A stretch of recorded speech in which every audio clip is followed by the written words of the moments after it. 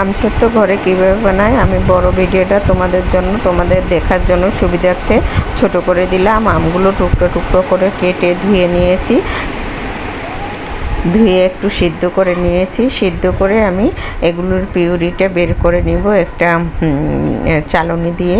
এই যে পিউরিগুলো বের করা হয়ে গেছে, দেখতেই পাচ্ছ ঘন করে পিউরি। আর এটা আমি কড়াইয়ের মধ্যে দিয়ে দিলাম। এখানে কিন্তু আমি কোনো তেল দিইনি, শুধু কড়াইয়ের মধ্যে আমি এমনি দিয়ে দিলাম একটু মরিচের গুঁড়া আর একটু হলুদের গুঁড়া, জিরার গুঁড়া, যাতে মজা লাগে সেজন্য। আর দিয়ে ভালো করে মিশিয়ে নিচ্ছি। আর এখানে আমি দিয়ে দিলাম পরিমাণ মতো লবণ। আর এখানে আমি বিট লবণ দিলাম যাতে একটু মজা ভালো লাগে, মানে আমসত্ত্বটা খেতে ভালো লাগে। দিয়ে এই যে ভালো করে নেড়ে চেড়ে, দেখতেই পাচ্ছ ঘন করে নিচ্ছি। আর এই মুহূর্তে চুলার তাপটা একটু কম রাখতে হবে, না হয় নিচে থেকে পুড়ে যাবে।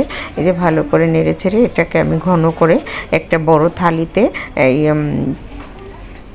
সর্ষের তেল মেখে এটা দিয়ে দিলাম। একদিন ফ্যানের নিচে ছিল এবং রোদের পরে 2 রোদ দেওয়াতে শুকিয়ে গেছে। এপিট ওপিট দেখতেই পাচ্ছ, এই যে শুকিয়ে গেছে।